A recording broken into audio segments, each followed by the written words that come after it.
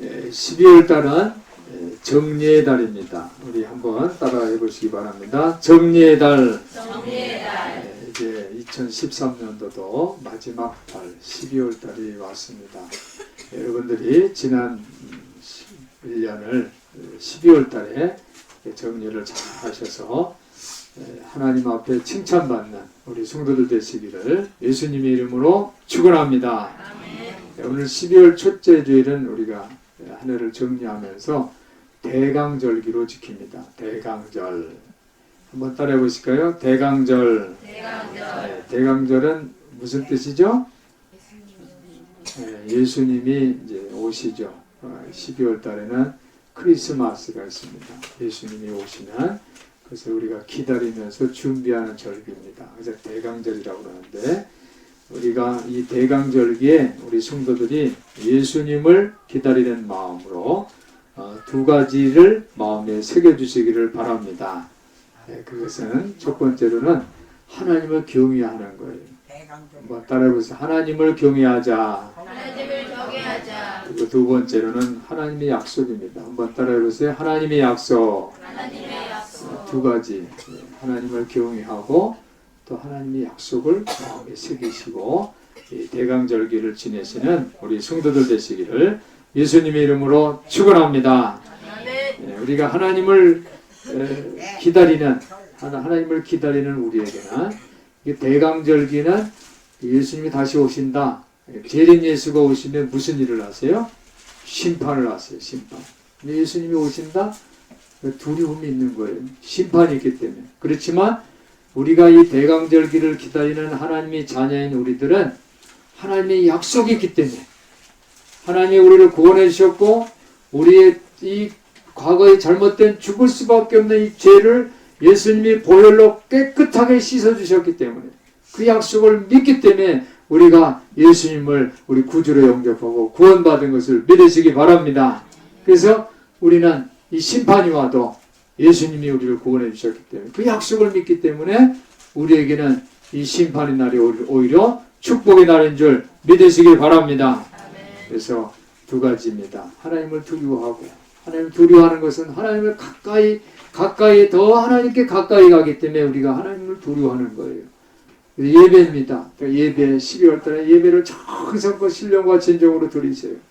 예배는 우리가 정말 하나님 앞에 모든 것을 드리는 거예요. 마음과 정성과 뜻을 다 생명을 드리는 게 예배예요.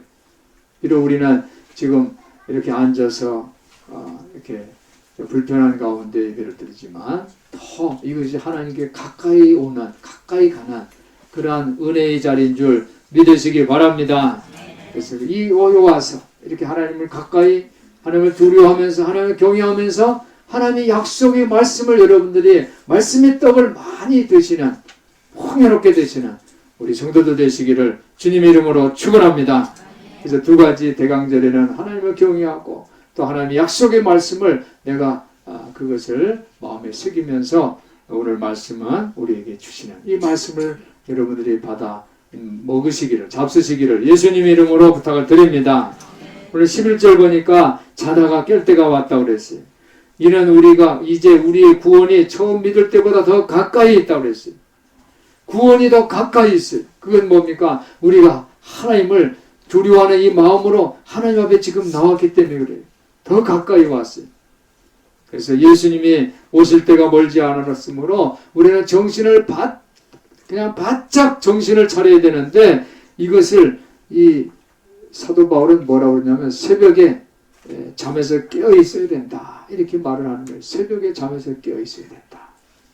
새벽에 잠에서 깨어 있다는 것은 파수꾼의 모습을 비견을 하는 거예요. 파수꾼. 파수꾼은 이 사명이 뭐냐면 성을 지키는 거예요.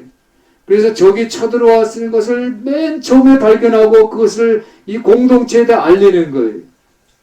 그래서 이 성경에서는 파수꾼의 모습이 입을 딱 다물고 모르쇠 하고 말하지 않는 것이 아니라 잠잠하는 것이 아니라 잠잠하지 않는 모습이에요. 파수꾼은 말을 하는 거예요. 말을 하는 거예요. 적이 쳐들어왔던 것을 공동체에 알려주는 거예요. 지금은 자다 깰 때라는 거예요. 지금 자면 큰일 난다. 빨리 일어나라 라고 말하는 자가 바로 파수꾼입니다. 그래서 파수꾼은 공동체를 위해서 기도를 합니다. 간구를 하는 거예요. 우리 성도들이 파수꾼으로서 우리 큰 사람께 이 공동체를 위해서 기도해 주시기를 예수님의 이름으로 부탁을 드립니다. 그래서 바울은 오늘 종말론적인 열정을 가지고 이 파수꾼의 믿음을 유지합시다. 자다가 깨울 때가 왔습니다. 하나님이 더 가까이, 구원이 가까이 왔습니다. 이렇게 말씀을 하고 있는 거예요. 이 말씀을 여러분 마음에 새기시기를 예수님의 이름으로 축원합니다. 바울은 예수님이 재림을 기다리는 모습으로 긴 밤이 지고 아주 긴 밤이 지나고 동틀 무렵 해가 뜨는 것을 기다리고 있습니다.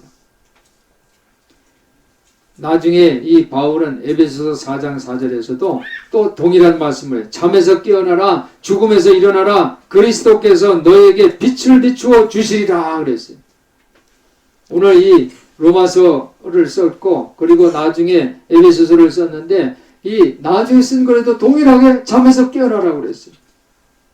저도 여러분들에게 설교를 전하고 메시지를 전할 때 계속 지속적으로 그렇죠? 작년에도 저작년에도 얘기했던 걸 또 계속적으로 얘기할 경우가 있잖아요. 그렇죠? 강조하는 거. 그 중에서 하나가 뭐예요?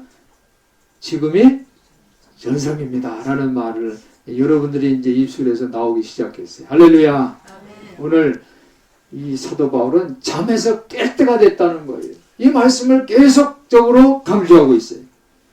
오늘 12절을 보니까 어둠의 행실을 벗어버리고 빛의 갑옷을 입자 그랬어요. 빛의 갑옷. 한번 따라해보세요. 빛의 갑옷. 빛의 갑옷. 예, 빛인데 빛은 빛인데 갑옷이 돼요. 갑옷은 어느 때 쓰는 거예요? 갑옷은 전쟁터에서 입는 거예요. 전쟁터. 빛의 갑옷이라는 건 뭐예요? 이 고대 시대에는요. 빛하고 어둠을 둘로 이 빛과 어둠을 뭘로 상징했냐면 빛은 선이고 어둠은 악이라고 이분법으로 갈랐어요. 그래서 선과 악을 상징하기 위해서 빛과 어둠을 이 비유적으로 얘기를 하는데 오늘 바울도 마찬가지로 이 선과 악의 상징으로 빛과 어둠. 그래서 이 빛과 어둠이 뭡니까? 전쟁의 이미지를 사용하는 거예요. 빛이 갑옷을 입자 그랬어요. 이 기원 후 1세기에 식도와 학파 철학자였던 에픽테투스라는 사람이 이 덕스러운 삶을 살아가는 모습을 마치 군인이 전쟁터로 나가는 것이다 라고 비유를 했어요. 그래서 그가 한 말을 전해드리면요. 각 사람의 삶은 일종의 출정이다 그랬어요. 여러분들이 각 사람이 삶이 출정이라는 출정 뭐예요? 이제 전쟁터로 가는 거를 출정이라고 그러잖아요. 여러분들이 집을 떠날 때 여러분이 교회에서 예배를 드리고 이제 흩어지는 예배 세상 가운데 돌아갈 때 여러분들은 출정을 하는 거예요. 전쟁터로 가는 거예요. 그것은 오래 지속되고 복잡한 전투이다. 인생의 전투에서 승리하기를 바란다면 군인다운 특성을 유지해야 된다는 거예요. 전쟁에 민간인이 전쟁에 전쟁터를 다녀보세요. 그냥 바로 총에 맞아 죽는 거예요. 포탄에 파탄에 죽는 거예요. 그런데 군인들은 그렇지 않죠. 그렇죠? 군복을 입고 어떻게 하면 총을 들고 이제 뭐예요? 저기 총이 오면은 그냥 서서 있는 것이 아니라 숨어 있죠. 은폐물을 이용해서 숨어 있는 거예요. 마찬가지 우리가 전쟁터에서는 군인다운 특성을 유지해야 되는데 각각의 개별 행동을 장군의 명령 아래 하라 그랬어요. 장군의 명령.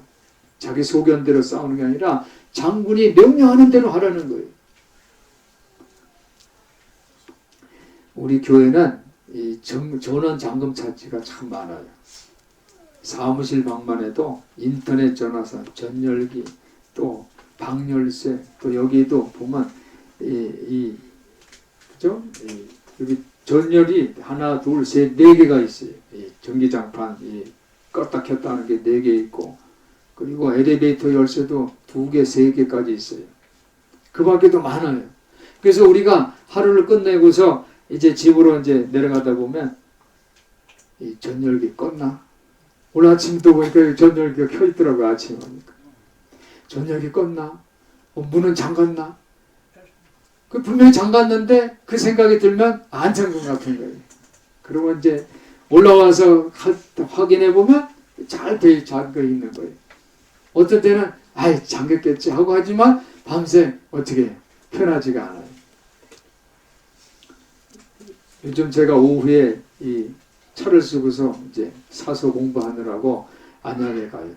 그러면 이제 저녁 때 우리 강 목사가 막 시근하고 이제 집으로 내려갑니다. 집으로 내려가다가 그런 생각이 나는 거예요. 저녁이 껐나? 문 잠갔나? 그런 얘기하니까 우리 이예순 집사님이 이렇게 얘기를 해요. 목사님, 행동을 하고 방 열쇠 잠갔다. 전열기 1번 껐다. 2번 껐다. 3번 껐다. 엘리베이터 1번 잠갔다. 이렇게 복창을 하면서 내려오면 긴가민가 하는 생각이 없어진다는 거예요. 그렇게 한번 해보세요. 라고 얘기를 했다고 합니다. 군대에서도 마찬가지죠. 그죠? 상관이 얘기하면 차렷 하면 차렷 하고 같이 하잖아요. 앞으로 가, 앞으로 가 하고 복창하잖아요. 군대 상황이 전쟁 상황과 같기 때문에 그래요. 우리 삶 속에도 이런 전쟁 개념을 두면 확실한 준비를 할 수 있을 것 같아요. 사랑하는 성도 여러분. 여러분이 이 군사적인 이미지를 동원해서 여러분의 신앙의 삶을 증거하시기를 예수님 이름으로 축원합니다. 성경에는 이런 기록들이 많아요. 오늘 제가 이러한 얘기를 하지만 실제로 에베소서 6장 10절에 보면요. 하나님이 갑옷을 입으라고 그랬어요. 하나님이 갑옷. 전신갑주를 입으라고 그랬어요. 진리 허리띠, 의의 호심경, 평안의 매는 복음의 신, 믿음의 방패, 구원의 투구, 성령의 검, 모든 것이 전쟁 도구처럼 하나님의 전신갑주를 입으라 하라고 그랬어요. 우리는 이 세상에서 영적인 전쟁을 치르는 그리스도의 군사인 것을 여러분들의 마음에 새기시기를 예수님의 이름으로 축원합니다.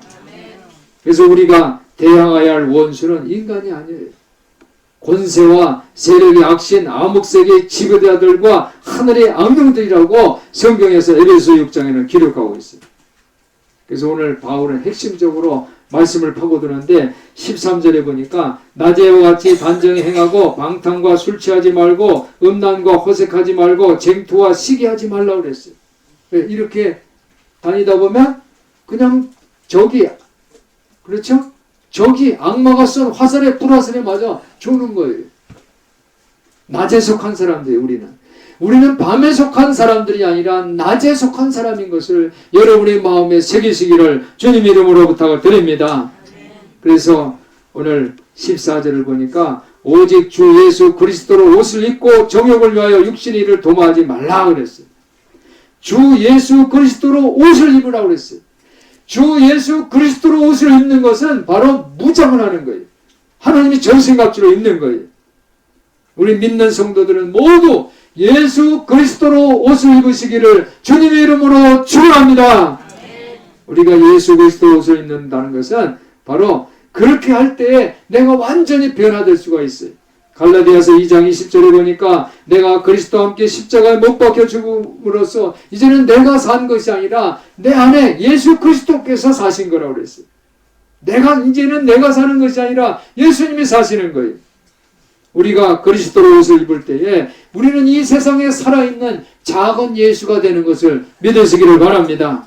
그래서 예수님은 하나님이 만드신 육신이에요. 그 하나님이 만드신 그 육신, 예수님을 통해서 하나님은 자기 자신을 드러내셨어요. 그래서 기적을 행하시고 많은 사람들을 고치시고 귀신을 쫓아내시고 심지어 죽은 자까지도 살려주신 것을 믿으시기를 바랍니다. 시편 기자는 그렇게 얘기를 했어요.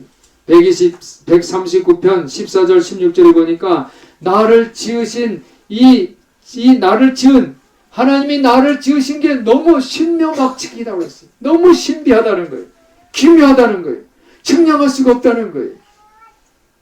내가 은밀한 데서 지음을 받았고 땅의 깊은 곳에서 기이하게 지음을 받을 때 나의 형체가 주 앞에서 숨기지 못했다고 그랬어요. 그러니까 여러분들이 이 어머니 뱃속에서 여러분이 이제 생기잖아요. 그죠? 처음에 잉태와 임신해서 그때는 사람이 형체가 나오지 않잖아요. 그러나 처음에 그 체질이 생기잖아요. 그게 얼마나 신기해요. 그래서 10달 되면 이제 아기가 태어나고 태어난 아기도 얼마나 연약해요. 그렇지만 하나님이 계속적으로 지어주시는 것을 믿으시기를 바랍니다. 그래서 하나님이 나를 지으시는데 십년막측인데 내 형질이 이르기 전에 주의 눈이 보셨다고 그랬어요. 아기가 뱃속에 있는데 벌써 엄마 아빠는 보는 거잖아요. 그렇죠? 우리 아기가 어떻게 생겼을까? 근데 하나님, 그러니까 엄마 아빠는 사실 어떻게 생겼는지 모르지. 예, 병원에 가서 이제 그 촬영하면 그 아기다 해서 그거 사진 보는 거지만 하나님은 이미 우리의 완성된 모습을 보시는 것을 믿으시기를 바랍니다. 이미 내가 형질을 이루기 전에 하나님의 눈이 나를 보셨어요. 나의 정한 날이 다 이루기 전에 하나님은 이미 하나님의 책에 다 기록되어 있는 것을 믿으시기를 바랍니다. 그 약속의 말씀이에요. 내가 지금 진행하는 삶이 어떻게 갈지 몰라요. 그렇죠? 이제 연세 드신 분은 지나간 과거의 삶을 추억하지만 지금 우리 세범이나 또 우리 수진이 우리 젊은 우리 고총장들 보세요. 앞으로 내가 어떻게 될지 모르잖아요. 그런데 하나님이 어떻게 해요? 주의 책에 다 기록해 주셨음을 믿으시기를 바랍니다. 다 이미 기록하셨어요. 우리를 만세전부터 택하시고 부르시고 우리를 어떻게 사용하실까를 하나님이 다 이미 보시고 다 책에 기록하여 주셨음을 믿으시기를 바랍니다. 오늘 14절에 주 예수 그리스도 옷을 입으라 주 예수 그리스도로 온몸을 무장하라고 말씀하십니다.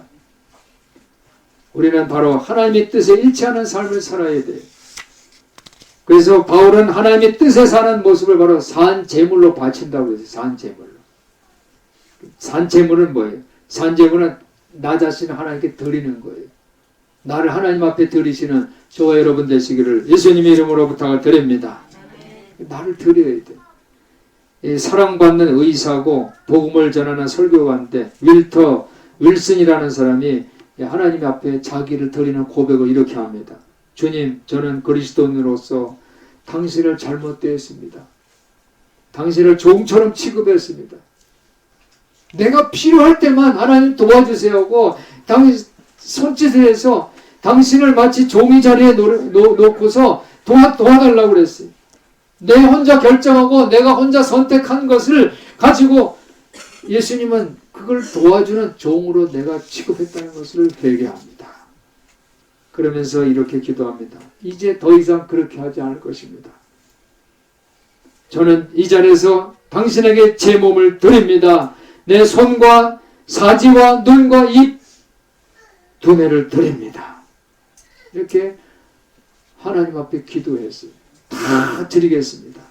그렇게 고백할 때에 윌슨이 몸을 드리고 성령으로 충만하게 되자 전도 열매들이 생겨나기 시작했어요. 할렐루야. 여러분들도 내가 다 결정하고 내가 다 계획하고 한 다음에 주님 도와주세요. 무슨 고용자도 아니고 월급 주는 직원도 아니고 주님 도와주세요. 그렇게 해서는 안 된다는 거예요. 여러분이 모든 것을 다 전복적으로 주님께 드리는 이 12월달 이 정리의 달이 되시기를 예수님 이름으로 부탁을 드립니다. 그래서 로마서 12장 3절 8절에 보니까 소명에 충실하는 삶에 대해서 이렇게 기록합니다. 우리가 믿음의 분량대로 몸의 지체대로 실천하자는 거예요. 그것은 예언하는 사람 믿음으로 예언하는 거예요. 할렐루야. 그래서 우리 교회 큰사람교회는 이제 부흥한다. 우리 큰사람교회는 세계를 향해서 선교하는 교회가 된다. 이렇게 말하는 것이 예언이에요. 내가 어떻게 될 것 같아요? 점쟁이처럼 그건 예언이 아니에요. 내가 뭐 환상 봤는데 그건 예언이 아니에요. 예언은 믿음으로 말하는 거예요. 오늘은 만수동 내일은 전 모레는 세계를 향해 선교하는 교회가 될 줄 믿습니다. 여러분들이 그 일에 쓰임받게 될 줄 믿습니다. 이게 예언이에요. 믿음의 분량대로 예언하는 우리 성도 되시기를 바랍니다. 그래서 우리 성도들이 서로 당신은 훌륭하게 잘 될 거야. 하나님이 당신을 축복하실 거야. 복 주실 거야. 나을 거야. 아픈 게 질병이 고쳐질 거야. 이 얘기가 다 믿음의 분량 예언하는 거예요. 이런 예언자들 되시기를 예수님의 이름으로 축원합니다. 섬기는 일, 가르치는 일, 위로하는 일, 또 구제는 성실하게 하고 그리고 다스리는 것은 부지런하게 하고 즐거움으로 긍휼을 베푸는 것. 이것이 바로 소명에 충실하는 그런 실천하는 삶인 줄 믿습니다. 오늘 우리는 빛처럼 살아야 되겠습니다. 빛처럼 살자. 한번 따라해 보실까요? 빛처럼 살자. 빛처럼 살자. 빛이 갑옷을 입는 건데 그것은 갑옷만 입는 것이 아니라 빛처럼 사는 거예요. 빛처럼 사는 것은 마음을 여는 거예요. 제가 매주 주보에 이 칼럼을 쓰는데 이것도 제 마음을 여는 거예요. 여러분들 소통하기 위해서 하는 거예요. 내 자신의 솔직한 감정, 생각, 희망을 마음속에 묻어두지 않고 가족들이나 공동체, 가족, 친구들에게 털어놓는 거예요. 그렇게 할 때에 어떻게 합니까? 그렇게 할 때에 내 마음이 평안해지고 건강한 세포가 일어날 줄 믿습니다. 이 만물은 소통을 한대요. 만물은 서로 소통하는데 새들이 이 쥐적이잖아요. 새들이 노랫소리, 몸짓, 깃털, 장식을 과시하면서 소통을 하는데 코넬 대학의 조리학 교수가 새의 소리가 1500가지가 있대요. 이 1500가지로 소통하는 거예요. 그냥 이 새 소리 찌찌베베 이렇게 하는 것이 아니라 1500가지라는 거예요. 1500가지. 새들이 10시간은 노래 부르고 9시간은 휴식하고 5시간은 먹는 데 보낸대요. 그러니까 대부분의 제일 많은 시간을 새들은 노래하면서 소통을 하고 있어요. 1983년 시애틀 대학에서 나무들도 소통한다고 보고가 있어요. 나무들도. 근데 어떻게 소통을 하냐면 화학 물질로 소통을 한대요. 우리 수진이가 이제 생물에 대해서 이제 공부하고 있는데 나무에 이 화학 물질을 이제 소통하는데 어떠냐면 나무에 해충이나 동물이 나무를 이제 뜯어먹거나 이제 해를 끼치잖아요. 그러면 나무가 다치잖아요. 다치면 나무가 뭐냐 화학 물질을 분비한다는 거예요. 그래서 그 물질을 분비해서 주변 나무들한테 경고를 한대요. 그래서 이 저항 물질을 만드는 거예요. 이 물질을 만들어내는 거예요. 이 데이비드 로즈, 고든 오리던지 박사가 시애틀 근처 숲에서 나무들을 10년에 이 나무들이 10년에 한 번씩 해충을 피해를 받는데 성한 나뭇잎이 남아 있는데도 그러면 이제 해충이 다 그걸 먹는 게 아니라 아직도 나무가 성한 나무가 있는데도 해충이 중간에 사라져 버린다는 사실을 발견했어요. 뭐 약을 쳐준 것도 아닌데 이 해충이 계속 먹다가 이제 해충이 사라져 버리는 거예요. 그래서 그것을 연구해 봤더니 이 공격받은 나무가요. 공격을 받다가 어떻게 합니까? 나무가 손이 있어서 해충을 뛸 수 없잖아요. 화학물질을 분비하는 거예요. 화학물질을 분비하니까 해충이 먹다 보니까 맛이 없어지는 거예요. 맛이 없어져요. 그러니까 양분도 감소되고 스스로 해충이 이파리를 먹는 것을 포기하게 만든다는 거예요. 그래서 해충이 그래도 이걸 먹으면 소화가 안 되는 거예요. 그래서 이 입을 싫어하게 만든다는 거예요. 누가? 나무가 그렇게 한다는 거예요. 그리고 이 상처에 있는 나무는 에틸렌을 품어서 다른 나무들도 이렇게 알려준다는 거예요. 알려줘서 해충에 대처한다는 것이 실험적으로 나타났다는 거예요. 그러니까 에틸렌은 나무들의 소통수단이에요. 나무들도 소통한다. 신기하죠? 나무들도 서로 소통하는 거예요. 우리 몸도 소통을 해요. 우리 몸도 소통하는데 우리 몸에 이 사령부인 머리가 슬퍼. 기분이 나빠. 그러면은요, 머리만 아픈 게 아니라 가슴도 아프고 눈도 막 눈물이 나고 그러는 거예요.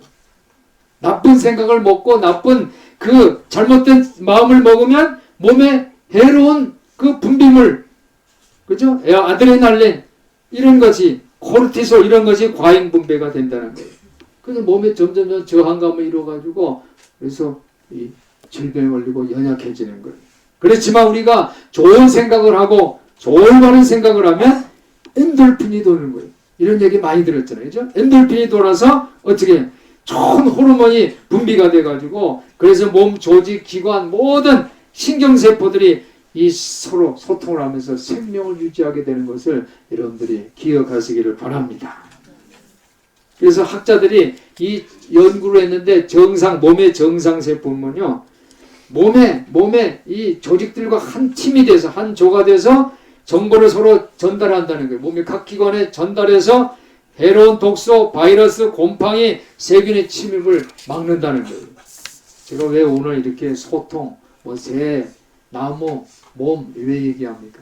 이것은 하나님과 소통하자는 거예요. 할렐루야! 한번 따라해요. 하나님과 소통하자. 하나님과 소통하면 하나님께서 우리의 모든 머리끝부터 발끝까지 우리 세포를 건강하게 만들어주신 것을 믿으시기를 바랍니다. 하나님 말씀은 영생의 말씀이에요. 왜 영생입니까? 우리를 그렇게 건강해 주신다는 거예요. 서로 소통하기 위해서. 우리가 하나님 말씀을 사모하고 말씀대로 살려고 하는 마음과 갈망을 가지면 하나님께서 우리 구석구석 세포 구석구석, 하나님 말씀은 혼과 영과 관절과 골수를 찔러 쪼갠다고 했잖아요. 우리 보이지 않는 깊은 구석구석까지도 하나님이 다 치료하시고. 할렐루야. 우리 과학자들이 이렇게 우리 일반 자연을 보면서 이렇게 실험하면서 보고하잖아요. 성경에 이미 다 기록됐니까요. 기록되어 있어요. 우리가 일을 이루기 전에 이미 기록해 주셨고 우리 형들이 이루기 전에 하나님은 다 우리를 보셨어요. 이것을 믿으시기를 바랍니다. 어떤 사람이 행복한 사람입니까? 그것은 새 하늘과 새 땅에 사는 사람이에요. 새 하늘과 새 땅은 영원히 기뻐하고 즐거워하는 곳인데 그것은 눈물과 부르짖음도 없고 고민, 근심, 곡통의 소리가 없는 거예요. 누구의 방해도 받지 않는 것이 바로 새 하늘과 새 땅인데 그것은 새 하늘과 새 땅은 하나님께서 적극적으로 응답해 주시는 것이에요. 할렐루야. 여러분들이 하나님과 긴밀한 교통하시고 소통하는 여러분 되시기를 주님 이름으로 축원합니다. 그렇게 할 때 나는 최적의 건강한 사람이 되고 날마다 우리 세포는 하나님의 사랑과 인간의 사랑에 통하게 되면서 영생을 향한 활기찬 생명으로 자라나게 될 줄 믿습니다. 그래서 그곳에서 내가 부르기도 전에 하나님이 달려오시는 거예요. 내가 부르기도 전에 하나님 들어. 그렇죠. 부부가 그렇죠. 오래 살아보세요.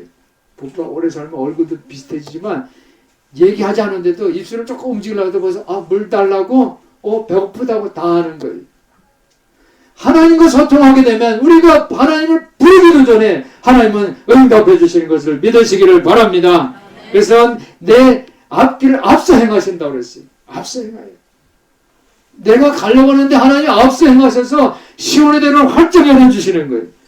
내가 말을 마치기도 전에 소원을 들어주시는 것을 믿으시기를 바랍니다. 이런 곳이 우리가 갈 곳이고 이런 곳이 우리가 생활할 삶의 터전이에요. 그래서 예수님은 천국이 가까이 왔다는 건 바로 그런 의미예요. 그렇게 살라는 거예요. 그런 새 하늘과 새 땅, 행복한 천국의 삶을 사시는 우리 성도들 되시기를 예수님의 이름으로 축원합니다. 축원합니다. 기도하겠습니다. 사랑이 많으신 하나님 아버지, 우리 모두가 한 해를 정리하면서 하나님을 두려워하고 파수꾼으로서 약속을 붙잡고 말씀에 순종하게 하여 주시옵소서. 하나님과 소통함으로 새 하늘과 새 땅을 이 땅에서도 경험하고 하나님의 즉각적인 응답을 받는 복된 성도들 다 되게 하여 주시옵소서. 우리 주 예수 그리스도 이름으로 기도하옵나이다. 아멘.